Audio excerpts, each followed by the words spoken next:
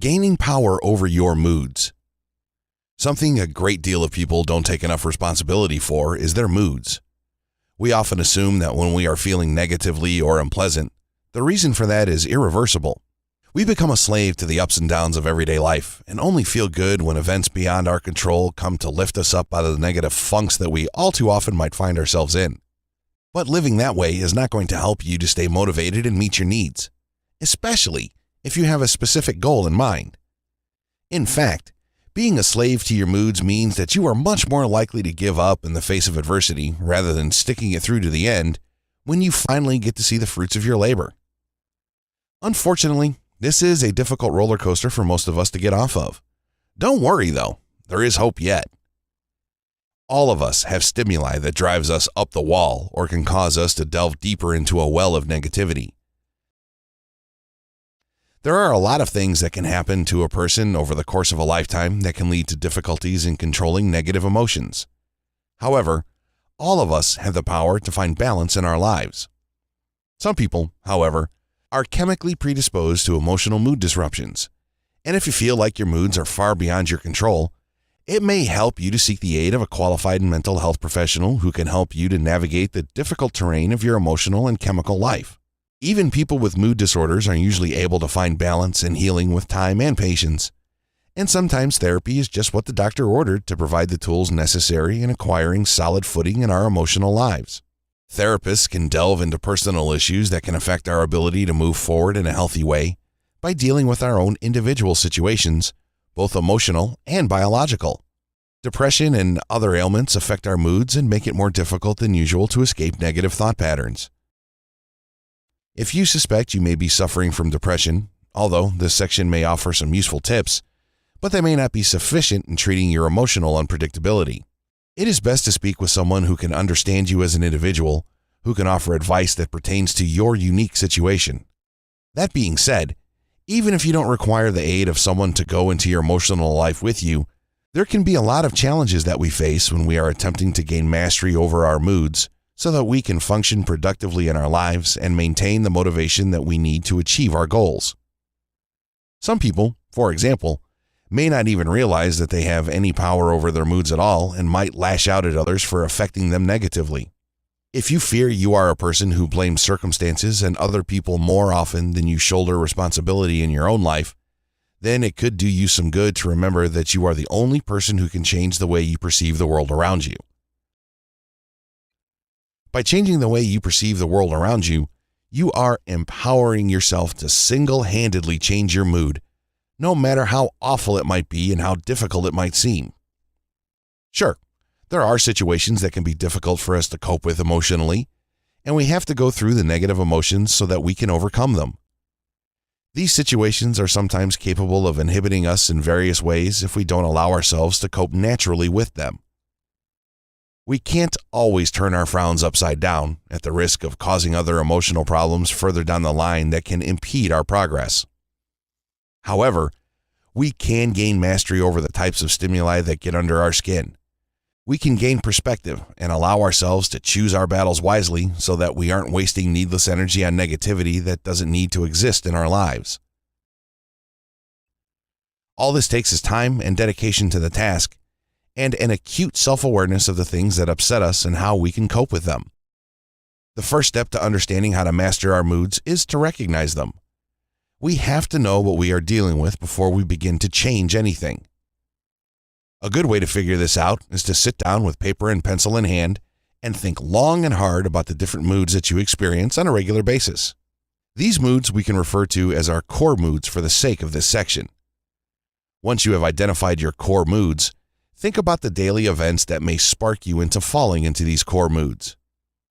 Core moods are likely to border on extreme and vary to very neutral feelings.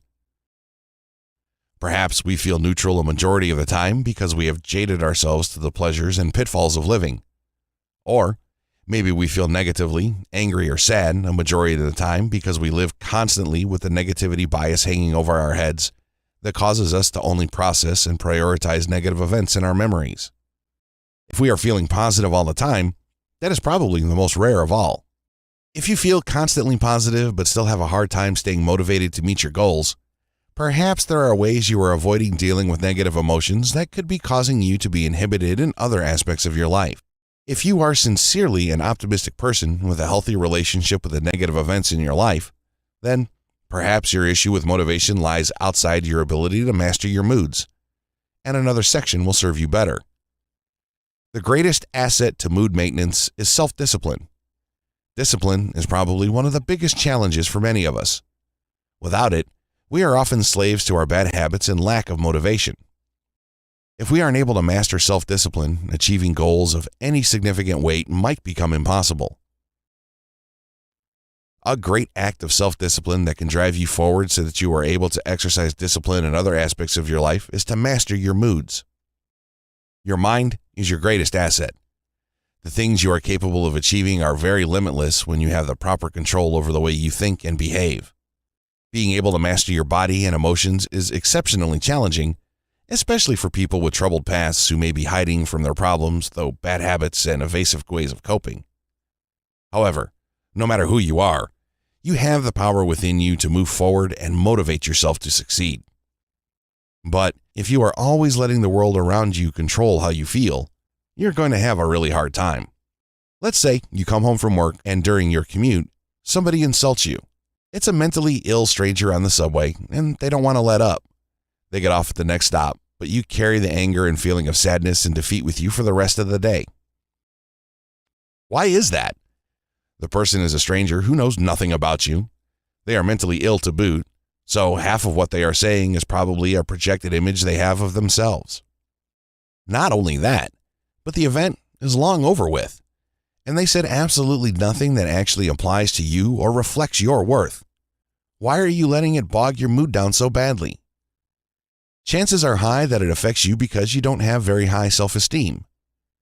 If you feel insecure, then you are somehow allowing someone who doesn't even know a thing about you to define you through their ignorance. You are acting as if what they say holds water and is true. Why might we do that? Probably because they are saying things and reflecting anger that we feel toward ourselves, whether or not anybody can honestly represent us or not. So why is it that you feel insecure or angry with yourself? There's nothing so bad about you. If you are willing to learn from your mistakes and move on, then you are as good a person as anybody else on the planet. Better, in fact, because you are working hard to achieve something and improve yourself. You don't have to let anything a stranger or even a loved one says about you resonate to such an extent that you feel upset about it. If they are offering you constructive feedback, don't be angry or sad about it. Don't let your ego's frailty vault you into a bad mood so you don't know how to get out of it. Instead, view it as a learning experience and weigh the person's feedback against your habits and self-image. If you see room for improvement, don't despair because you're not perfect. Figure out the steps that you can take to improve yourself so that you measure up to your standards. Don't go out of your way to measure up to anybody else's standards but your own, because that behavior is insecure and it can ultimately turn out to be unhealthy. We gain full control over our moods by interrupting negative thought patterns as soon as we recognize them. Chances are high that the situations we let bog us down are simply not worth our time. We should only prioritize things that truly matter to us, and if we aren't dealing with something that is absolutely essential to our happiness and well-being, we should be able to shrug it off and use it as a way of learning more about the person or situation that is trying to bring us down than anything. Some tips and tricks you can use to help you to avoid falling into the trap of these moods include positive self-talk and learning about loving kindness. Loving kindness is a way of learning to love and accept yourself, flaws and all, by providing yourself with the forgiveness you need to move forward from mistakes without dwelling in the past. If we are always stuck in what was or what could have been, we will never truly learn and will always get stuck in a well of regrets that doesn't need to exist. Speaking positively to yourself and interrupting bad thought patterns is also helpful because it helps us to stay validated and feel confident. When we don't feel confident, it's easy for us to feel moody about the things that happen to us and the way other people perceive us, even strangers. Using confidence-building exercises is a great way for you to feel empowered without needing the validation of other people to buoy your mood so that you don't stay stuck feeling sad or angry. For example, You should give mindfulness and breathing exercises such as techniques that slow your breathing. Close your eyes if you are feeling nervous or insecure, and breathe slowly until you start to feel better. This will help you to regain your confidence and get control over the situation, ultimately boosting your sense of self-worth. Instead of babbling when you are feeling nervous, simply breathe. Again, the power of positive affirmations can't be ignored. In fact, they're so helpful that they have their very own section. Instead of speaking negatively to yourself and claiming you can't do something or you have to do something, phrases that make us all recoil internally, use motivational phrases such as, "I can do this." That will help you to get a boost of self-confidence and stay motivated to try. We have to be aware of our own strengths and potential if we are going to have the confidence we need to succeed. It doesn't pay to be modest in our own inner world. We need to know what we are good at and be willing to accept that these strengths are a part of ourselves and have more meaning than our weaknesses. Our weaknesses can always be improved upon and with work and dedication, but our strengths often exist as a part of who we are inherently and offer us insight into the ways we can excel.